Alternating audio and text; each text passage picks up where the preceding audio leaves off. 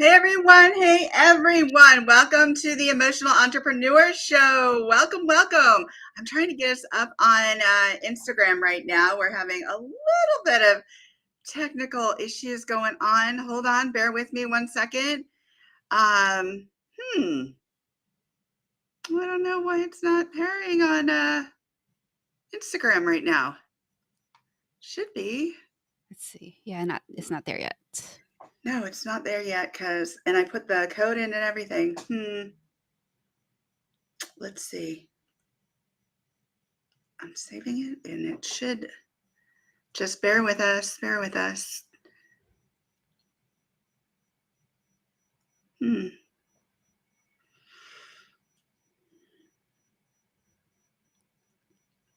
just a second. Okay, one more time, bear with us. We'll get there. All right, let's see. What's a new key? So hold on.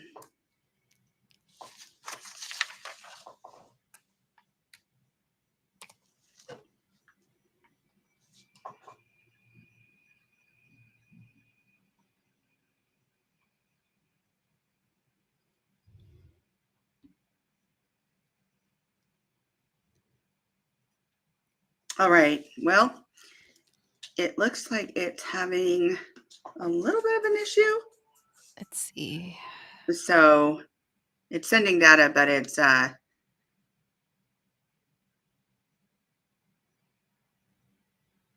not connecting for some reason.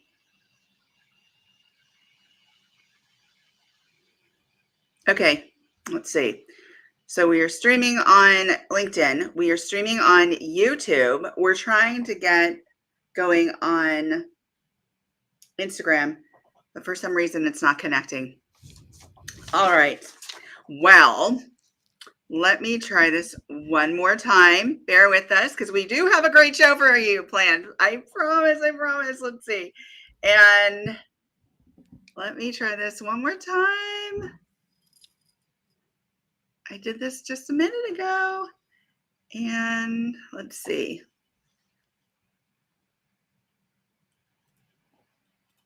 I'm getting a new key. Just bear with me. Copy. Okay. And hopefully this new key will do it. We'll see. And boom. See what happens here. All right. Okay, let's see. It looks like it's sending data.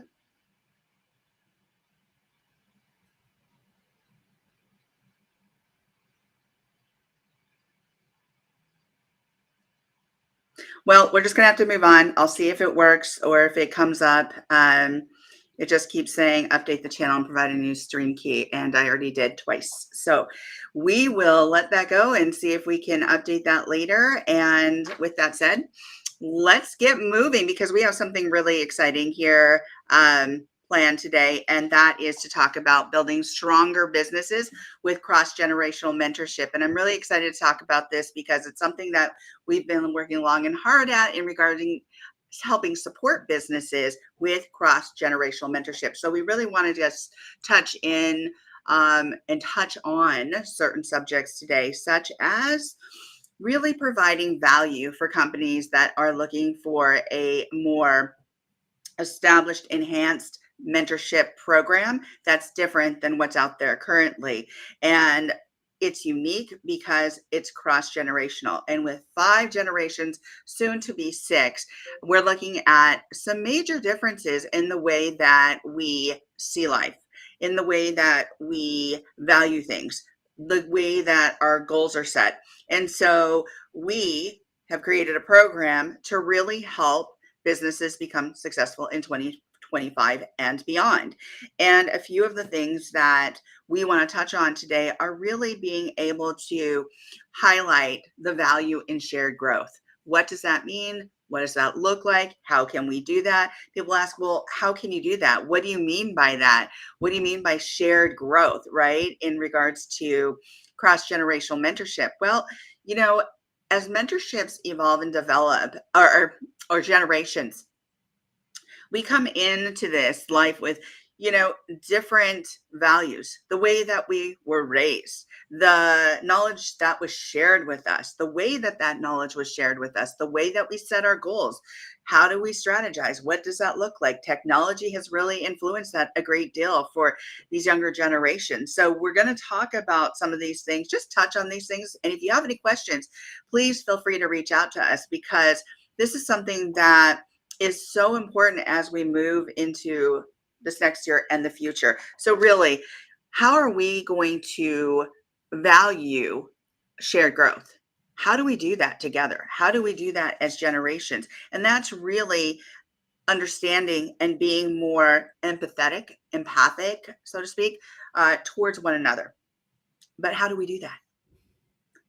Well, there are different ways that we can do that in relation to our process, our insight, how we embrace each other. What does that look like? What does that feel like? Understanding our emotions as we talk about these subjects, understanding others better, and being open to change and being open to different people's, more so, ideas. Jen?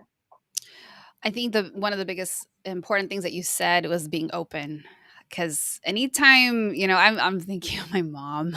she's Ah, she's so close-minded. God bless her. She's so close-minded. And then it's like it's so frustrating because I want to make progress with her. But when you're dealing with somebody that's close-minded, it's a block. So it's very hard for ideas to flow. It's very hard for understanding and compassion to come through because there's already this wall of like my way or the highway, or we hear excuses like, well, this is how I've always done it. This is how it always is, as if there was no room for change. And so when we're already taking that approach and that stance, it's like, well, how do you expect anything to improve if you're already in that mindset of like, it is what it is, or this is how we've done it. This is how we've always done it. So it's like, when I hear those kinds of words and phrases come out of, somebody's mouth, especially in leadership, it makes me go, ooh, how's that working for you?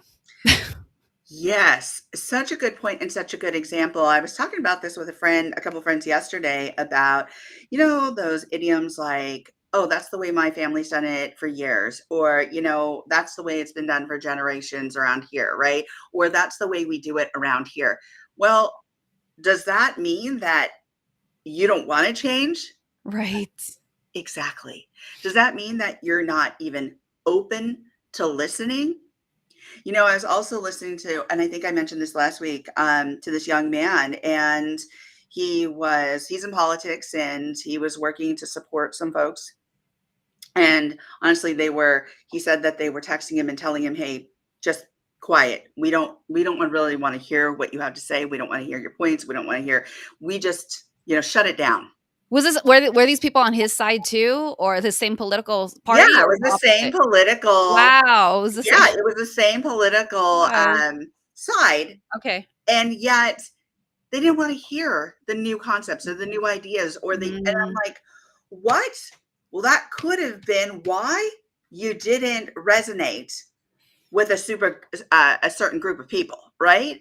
And right. I'm just like, why would you do that to yourself? If you want to excel and be successful in your business, in what you're doing, in, let's say, your department as a manager, isn't it worth it to be open to listening to new ideas, to potential opportunities for growth, even if that means a shift in strategy, a shift in protocol? Yeah, that might mean a little bit more work now, but it might make things flow more easily in the future.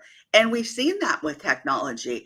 I mean, Jen and I are open to it. Jen looks like all kinds of programs. I'm like, okay, what'd you look at today? Or, she'll tell me like, I did it with this. And I'm like, perfect. Let me check that out. Or, Chat GPT, people are pushing back on some of this AI stuff. And it's like, Mm, I'm sorry, but you can make your life a lot easier with being efficient by integrating this in some of your process, right? And so right. with that said, it's like, isn't it worth it to be open with some empathy to understanding some of the changes that may or may not be implemented, but at least listening and having people feel heard, right?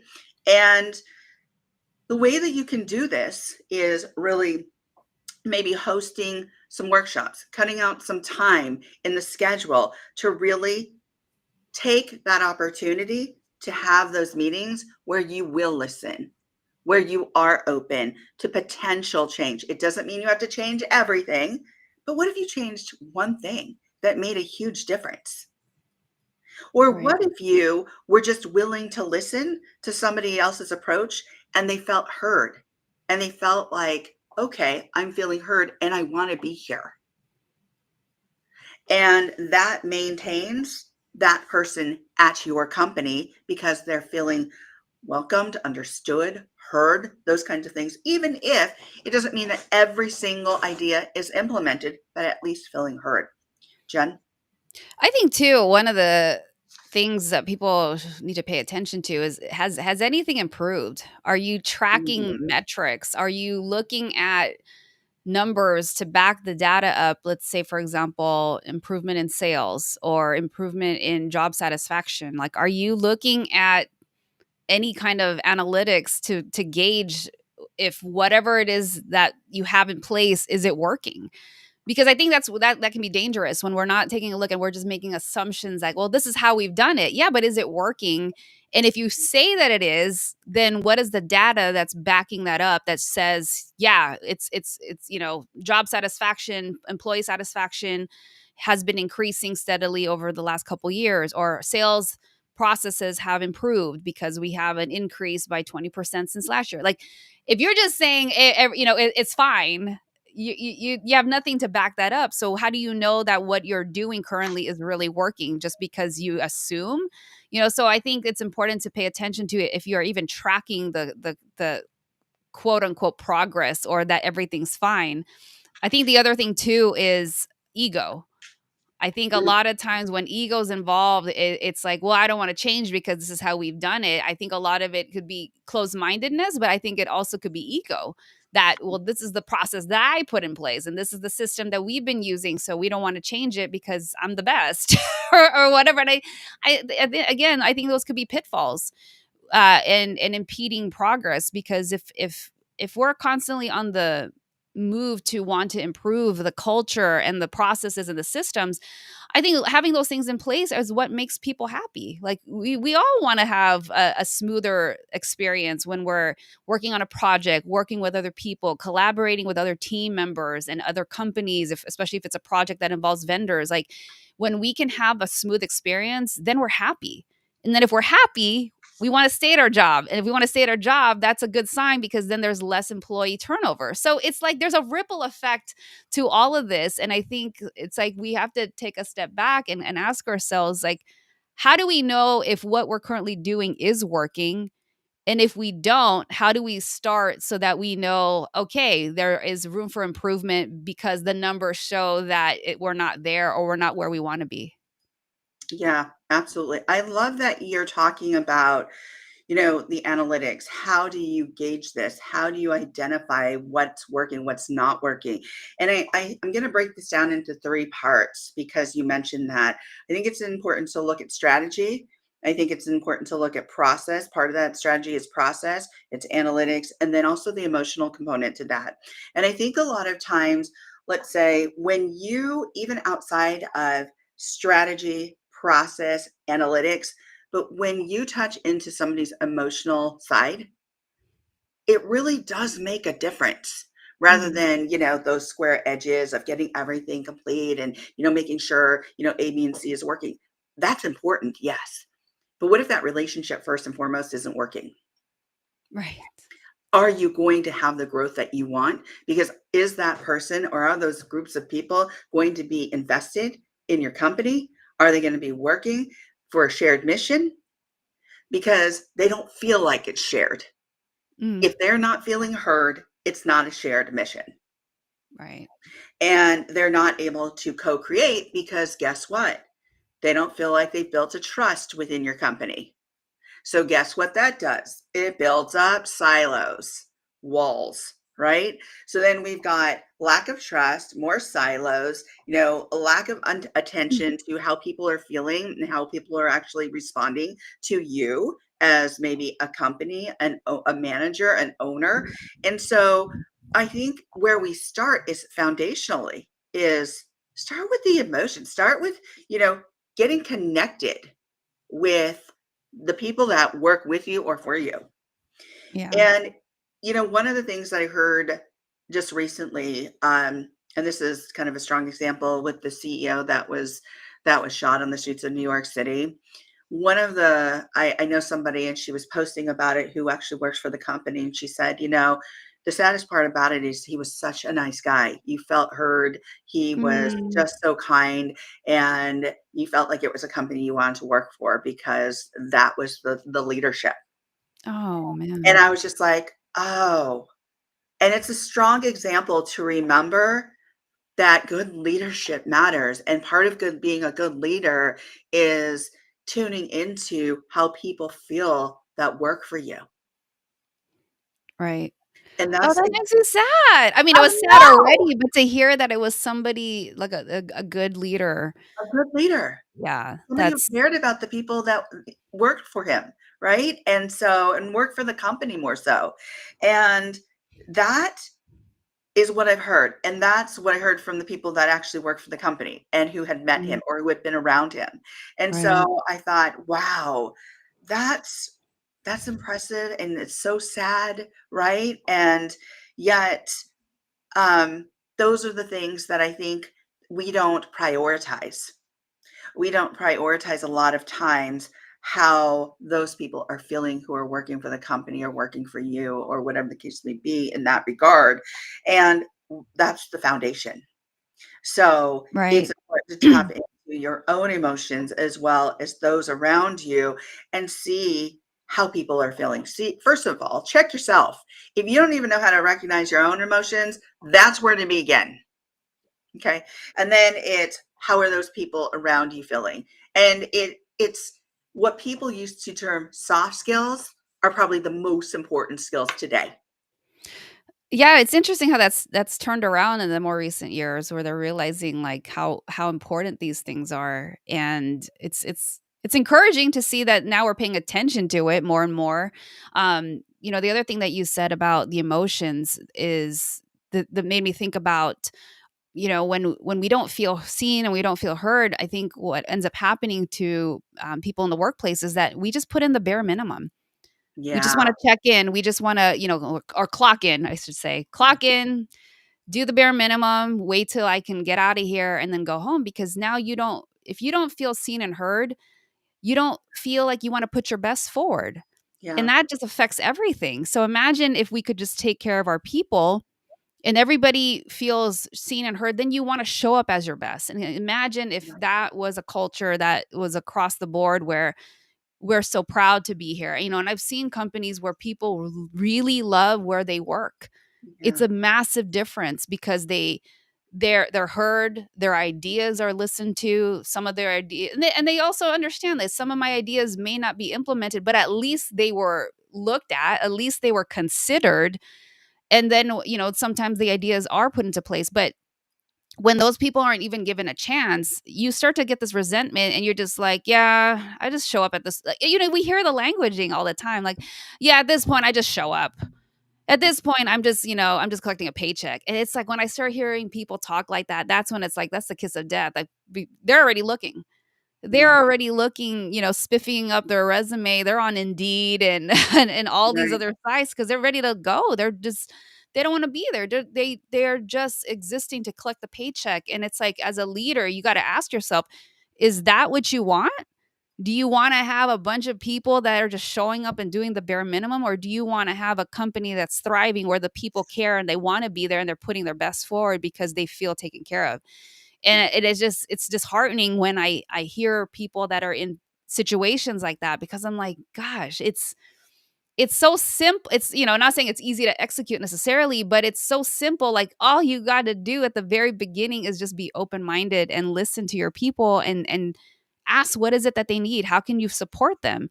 But when you're somebody that's just closed-minded and don't even want to pay attention or set aside the time to make it a priority, that's where I think it can get dangerous. And then you wonder like why do we have like terrible retention rates? People have low job satisfaction. It's just like, geez, why are you surprised? Yeah. That's the part that's so crazy to me. Why are you surprised? Right. Absolutely. And here's a couple of other things too is get really clear about your messaging and your mission. Because if you're all over the place and people come in to interview and you say one thing and you're not leading with the same mission once they're in the system, so to speak, right? They're going to be like, who am I working for? I thought that was the mission, right? And if it's Mhm. not, then it's just it's confusion. And I know that being a military spouse, and I've said this before, going on a base, going into the buildings, a lot of times the mission is very clear. It's either tacked onto the building somehow, it's painted onto the building, it's infused into the culture. You're given, like, as a spouse, check this out. I was given a book called Roses and Thorns, where it actually laid out the mission Wow. of the military, right? Like, it laid out my mission as a military spouse. I was just like, Wow. oh my God, what am I getting here? That's an Right. interesting title. Roses and Thorns. And so, and granted, that was like 90s, right? The 90s. Right. And so forth. And I was a little in shock. I mean, it taught us you want to wear this and you want to dress this way and you want to like use this fork Wow. and these utensils for, like everything down to, and I was just like, wow, like my mama didn't tell me how to set a table and like I don't know how to dress, right? But they were giving those parameters and they were really clear. And although I may not, it might have been a little bit shocking because I was pretty much an independent person. I had already been to college before I got married to my husband, right? We were young. We had been high school sweethearts. So it's like there was this evolution with us where I knew him before the military and then after the military. And then because you're part of a subculture, just like a business, it is a culture. You're building a culture, you're creating a culture. Are you clear? Are you clear with your messaging? Are you clear with your mission? Are you clear with your values and your pillars or principles that you're leading by, right? And if not, and somebody begins to work and yet that you say it is, but you're not in alignment with that mission, and your managers aren't in alignment with that mission and don't know really what the principle is that they're talking about in regards to the end goals, then what are you supposed to expect from your employees? They're gonna be Yeah. confused. A leader that's lost is gonna have lost people. I mean, Right. that's such a great point because if those things have not been clearly identified, people that work for you are gonna be like, "I don't even know what we're doing." There's Yeah. nothing that's concrete and very clear that we're working towards, and I've been in organizations and companies where that wasn't clearly defined, and it feels weird because you're just like, you can do your daily task, but at the end of the day, you do feel like, I don't even know what we're doing. And it's this weird feeling of like there's not this lack of certainty. And Yeah. so you just kind of feel like you're meandering and you're just like, what are we trying to accomplish here? It's like there's nothing to move toward. There's no North Star. There's no there's no plan. And it's we laugh about building the plane as we're flying, but like this plane is like going nowhere. It's going in Yeah. circles and it doesn't feel good. So how are you supposed to expect the best from your people if you as a leader haven't clearly defined what is the mission? Absolutely. We do have some comments. I'm going to bring up the comments here because people are watching this on YouTube since it's not streaming on Instagram for some odd reason. So Bibiana says, for real, soft skills used to be a second string. Make a bunt cake and always wear lipstick. She was making it funny there, but it's Mike says, I call soft skills core skills. Got them from my wife, Karen. Yeah, but that's true. Those are our core skills, right? And I think when you're messaging, getting back to the messaging part of this, if it's confusing and ambiguous, guess what? People are going to be confused. They're going to be living in an ambiguous situation and working in an ambiguous situation. And that doesn't make for a good situation in regards to analytics, in regards to success, and how much you can grow together. And so, A couple of other things that I want to mention too are, as I'm looking at this and we're talking about this and having done like a deep lit review, one of the things that is really important as you're rolling out your mission and rolling out your strategy is if you're going to implement something called a mentorship program, then do it. What does that look like? What does that actually look like? Establish something that actually has some borders on it in relation to, and this is what I mean by that, relation to has some structure. It's actually Mhm. a structured program. It's not something where like, oh, you want a mentor? Okay, we'll find you one, right? Because at that point, it's like, okay, who's overseeing this mentorship program? Who's holding people accountable for meeting with their it would be mentee, or in our case, because it's our program, we have eliminated the word mentee because we believe in co-sharing, co-learning, core educating. And that means that learning, that education can come from anybody. It's a more of a flat approach in regards to really trying to set aside that ego, number one. And number two, for those people who have always been in the position of, oh, I'm a mentor because I'm, an experienced leader in this company, or I've been with this company for a long time, they take on a lot of these various responsibilities, and that could be a heavy lift sometimes, right? So why not spread that out where everybody's sharing that co-responsibility?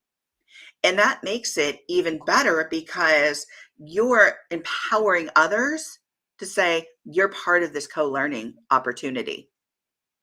And so for me, when I look at this and I look at our program, our structure program that we can help companies with, it does set up that strategy where there's a check-in, where people are being held accountable for cross and co-learning and co-sharing and co-educating, and really kind of eliminating the ego as much as we can so that we can embrace each other's ideas. And to me, that's a shift. To me, there's a process to doing that. And we don't have to talk about all the process involved here and now. But if that's something that you're interested in implementing or talking about implementing in the new year, please reach out to us.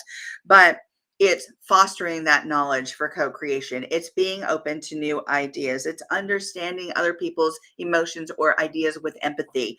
There are so many ways that we can approach this where we can do better and excel more.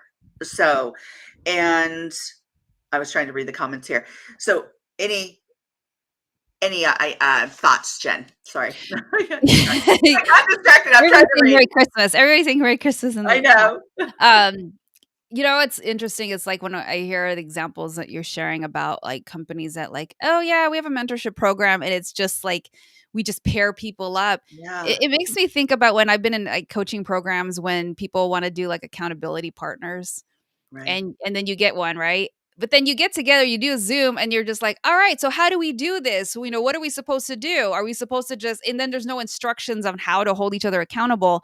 It kind of reminds me of that. Like if you just get paired with somebody else and then you're not given structure, or you don't even know how to quote unquote mentor each other. And if you've never been a mentor, you're even more lost. So that's not even a program. I think it's just ridiculous to be able to, to even say there's a mentorship program when there's no structure being given.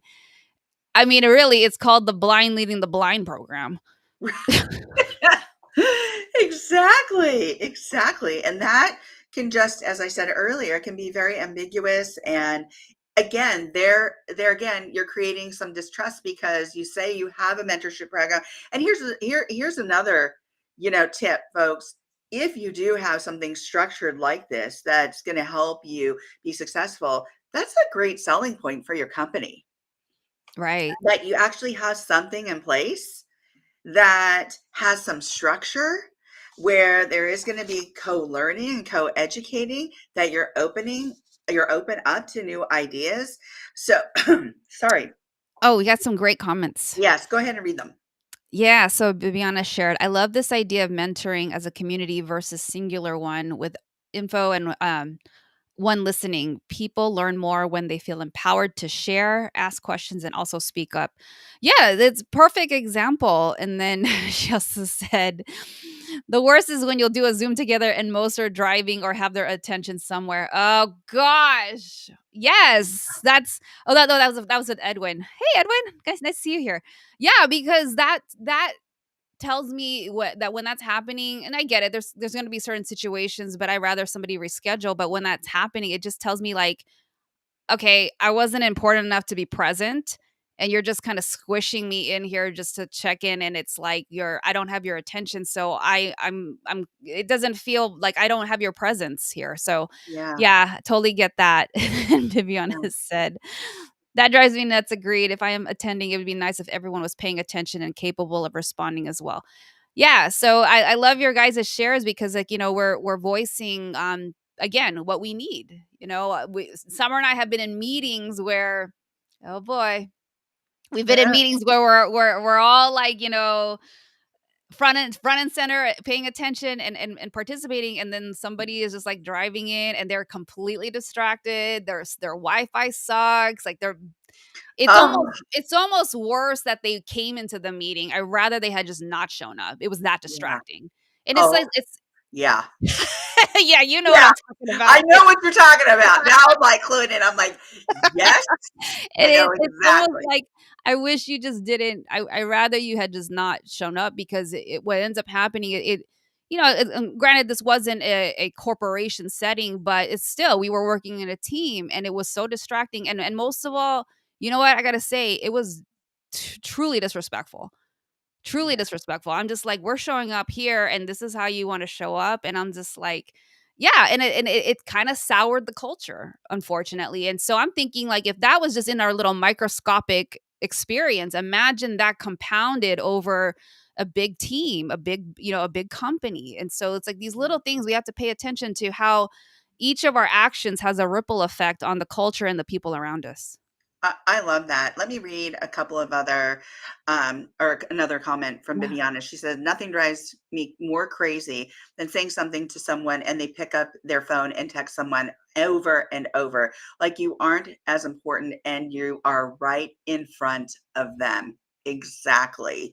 Exactly. And you can tell when you're on a Zoom, you can tell when somebody's doing work, right?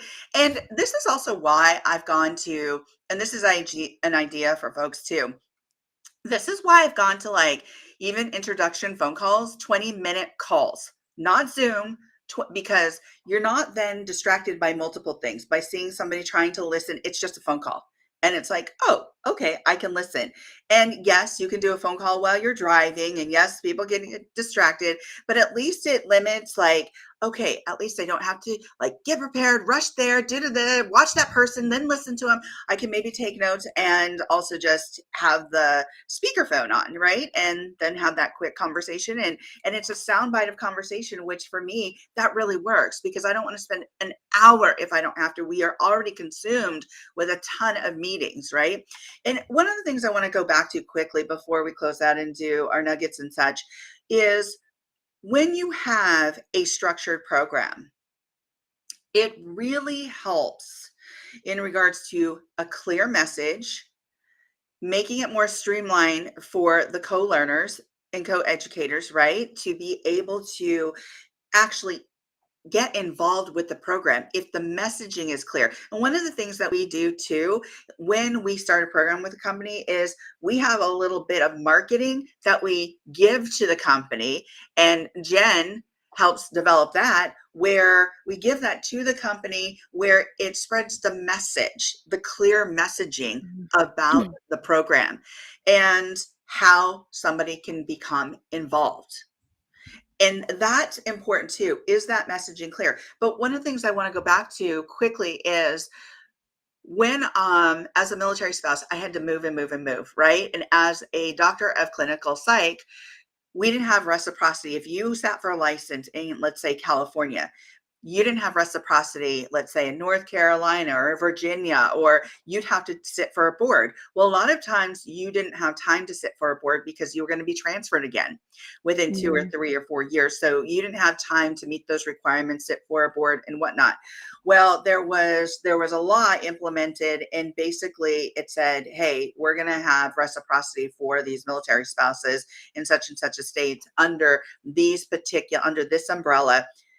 But the problem was nobody was there to manage it. So state to state, you would go and you would call and you would say, hey, do I have reciprocity here? And they were like, well, we've really never heard about the program. Or yeah, we've heard about the program, but we have nobody to manage the program. Mm. So I mention this because if you do have a program, make sure that there's a point person. There's a point person who is going to manage this program, who is invested in a program such as this, because that's really important, especially when you're trying to build a new culture, a new process, new strategy that's going to help not just the company, but the people that are working for you to feel engaged, to feel like they're learning, they're growing, they want to be at that company because they like the culture. Jen? Right. I'm gonna show Mike was just agreeing about it's just disrespectful about like, not Yes. being present. And then I also want to share what Edwin said.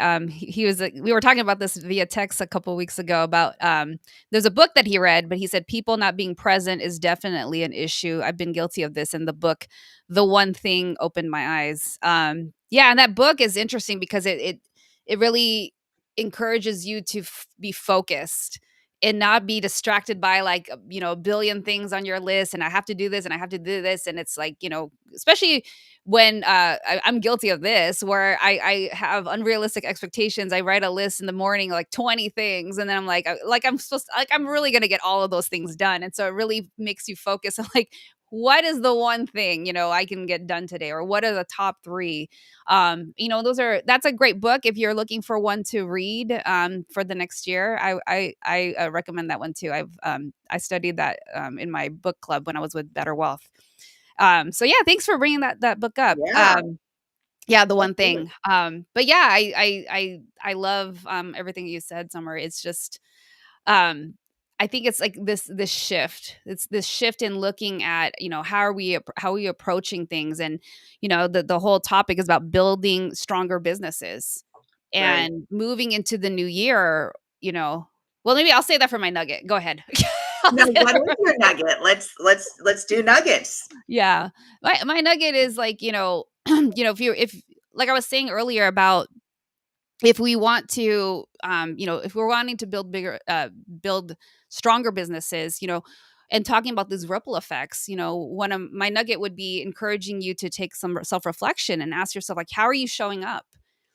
How are you showing up? Are you able to show up as your best every day, especially in the workplace or even in your own business? And if you're not, take some time to ask yourself, like, well, why not? What is in the way that is blocking you from being that? So I think when you can pinpoint that, then you can start to reverse engineer, what is it that I need to change? It could be like some tiny habits that you might need to implement on a daily basis, and just ease into it so that you can start turning that wheel so that you can start showing up. Because when you have that change in terms of how you want to show up, it makes a massive difference in how your whole day ends up turning out. I love that. Thank you. How about you? Well, I'm going to use the whole idea of the one thing. Mhm. And I want you to think about the one thing that absolutely fills you with joy as somebody who's working for a company or somebody that's developing a company. What's one thing that makes you extremely happy, that you're passionate about, that you're excited about, that helps support the culture? What is that one thing? That's all I want you to think about. I don't want you to be distracted by everything else. Think about that one thing, because that one thing is going to be what leads you to the next thing, the next thing, and the next thing that are important to help that company grow. But it's that one thing will help build that mission, that, or become more clear about that mission, whether or not you're a business owner, a manager, or somebody looking for a job. What's that one thing? I was talking to, and I say this because I was talking to my nephew of sorts the other day, and he has 15 days or 20 days to submit his college application, and he has yet to do his Essay?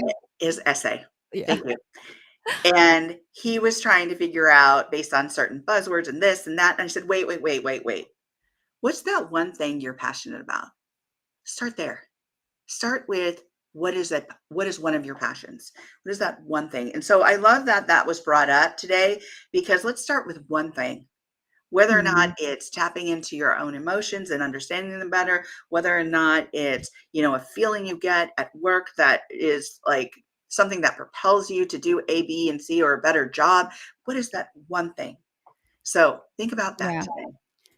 And Ooh, with that, Bibiana shared. I was talking this morning about an entire mindset of people right now not being curious enough to pursue. Like, if it isn't right here, right now, we are back to checking our nanny cam for the dog. Or she said, or scheduling beauty appointments, anything to not be here right now. Yeah, I think that's an interesting observation because it's like we're so distracted. It's almost like yeah. it's like people have a hard time just sitting and not being occupied. Like I forget if I saw this in a challenge one time. Like, can you just not look at your phone while you're in line at the grocery store? Hmm. Try that. I mean, how many times have you just, you have to you feel like you have to grab it, right? It's like Yeah. I've done this before where like I'll intentionally be like, "Can I just stand here and just like be in the boredom, in the silence and not feel like I have to have my mind occupied?" Like it's a weird feeling sometimes because you're just so used to being like frenzied and like, oh, I can't just be idle. And it's just like, why not? I think we have to Right. sometimes go back to that and feel it and just be like, it's okay. Like I don't have to feel like my brain is constantly occupied and feeling like I have to go, go, go, go, go. Yeah, I think that's something that's very ingrained in us to go, go, go, go, go. And it's just gotten even worse over the years because of technology and how quickly it shifts and how have shifted with it, right? And we become even more distracted. I went home to Santa Cruz, California one day and, or last year. And I thought, well, everybody's working. I'm just going to go get some lunch by myself Mm. and at one of my favorite restaurants. And I'll just sit there and I'm actually going to pick up like their weekly periodical that they put out. And I'm going to put down the phone and I'm going to make you know, a point of just putting down that phone and feeling kind of the discomfort of it. Yeah. Right. Because it feels kind of weird and uncomfortable. Isn't And it funny that you use the word discomfort? It's I like I mean, that's even Viviana shared that she'll, bring her Kindle and get 20 free minutes of reading. It's really nice. Yeah, it's like we've yeah. gotten so far from it. But our heads are so stuck in that though. But I made an effort to actually look up, look around, feel it, read that periodical, but also look at and just take it all in.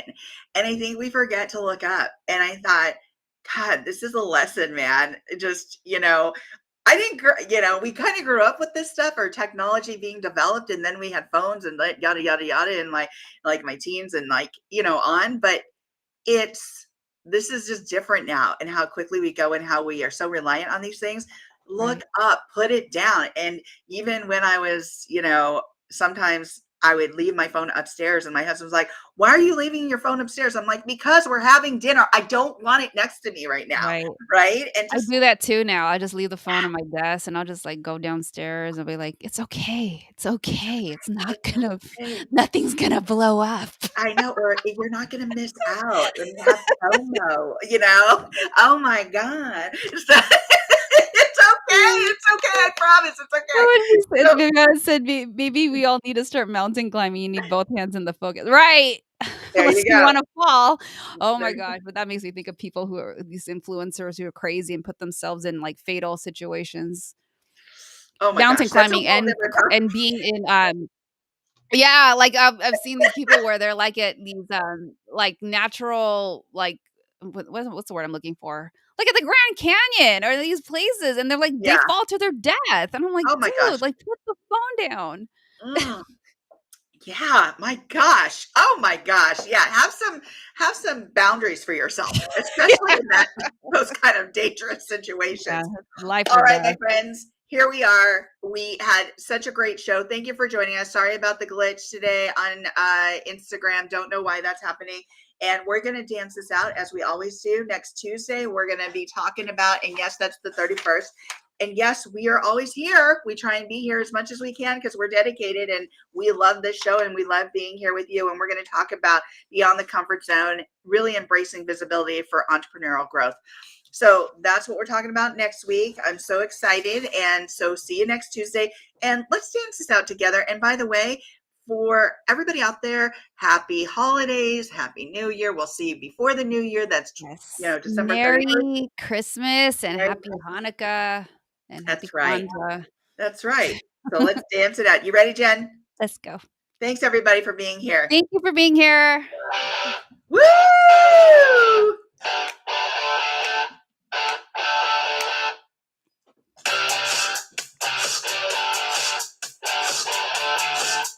Thank you, everyone. Happy holidays.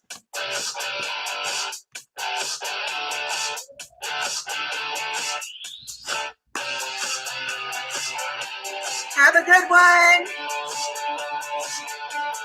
Happy Christmas Eve. Oh yeah, Christmas Eve.